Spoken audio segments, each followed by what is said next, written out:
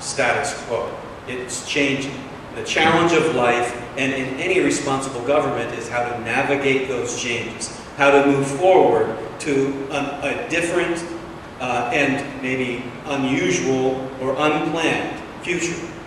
That is normal. That is real. Status quo is a lie. It is not real.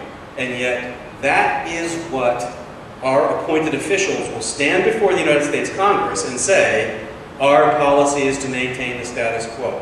Oh, really? Do you mean to maintain the status quo on the federal budget for the United States?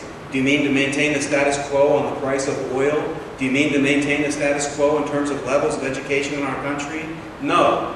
No other part of your life is about maintaining status quo. So why is it that our leaders are not challenging these less intelligent people? What are you saying about maintaining status quo? The other falsehood and disappointment that I think needs to be attacked is the notion that elections equal democracy. The fact that Taiwan has had multiple elections does not mean it has achieved a sufficient level of mature democracy, any more than it means that for the United States of America. We had elections for more than 100 years before there was anything approaching the beginning of racial equality in the United States of America. And so, fact is, for real democracy to exist, to be sustained and to be respected, there need to be institutions in place that are more than just elections. And there need to be values that are informing and animating these institutions. Those need to be in the media, those need to be in the judiciary, and those need to be in the legislature too. And those are areas where I think Taiwan has much work that needs to move forward. And people in the United States, in the Congress and in the executive branch, can be pressured to do more to support. So those are some broad notions. Probably spoke too much and too long, but I hope that you can appreciate where these thoughts and feelings are coming from. I do hope to work very, very closely with all of you and your colleagues around the United States in an important way on this. What I conclude my opening remarks on is one bit of personal information. At the end of last year, I decided to leave the Washington, D.C. area and relocate my family to the state of Idaho. Most of you won't even know where Idaho is, but I know that the friends from Oregon will know we're neighbors, so it'll be close. But Idaho is one of the very few states in the United States that has a larger trade relationship with Taiwan than it does with China. It is one of the last places where politicians actually have constituent support for pro-Taiwan policies.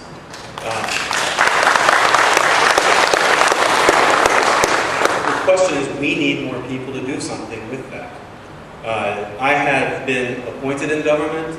I have served in the bureaucracy of government. I've been in the intelligence community. I've been in policy and advisory positions. And what I aim to do, in going back to Idaho, is to try to make people feel like I am acceptable to them, to the point where they would elect me to be their representative to go to the U.S. Congress, the United States Senate, to try to use what I know, to use the power that you give me by supporting me and encouraging those in my state to vote for me, to actually do some things about these kinds of issues. You are blessed in this area to have a congressman who respects what your interests are, and who is in a position of authority. Being number 4 in the House of Representatives is not a small thing. The Congressman Roskin is an important ally. You don't need a better ally than him. You need more allies.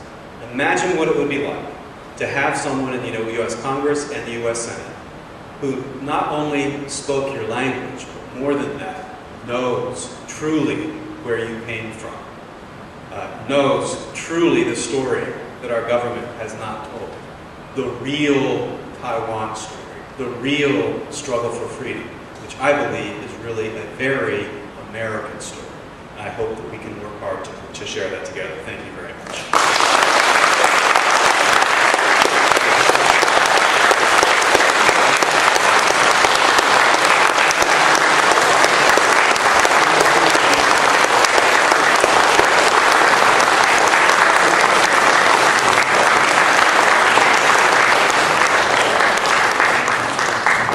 Steve, we really appreciate you giving us such a wonderful lectures talks for us, and we've been so appreciated for what you speak out for Taiwan in the past, and such a good friend of Taiwan's. And on behalf of our summer conference, I want to present you one of the plaque. You can read it, right?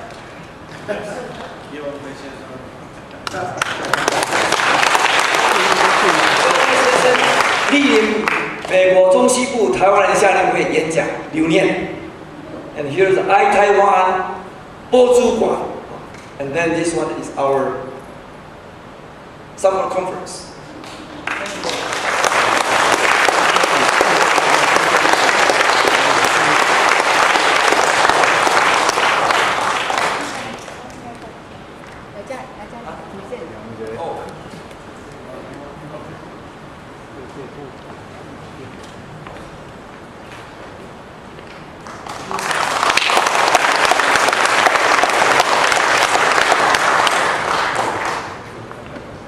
Is there a Q&A? Is there a Q&A? Q&A?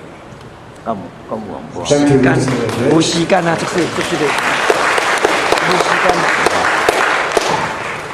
And as you know, very well known, there's a lot of apathy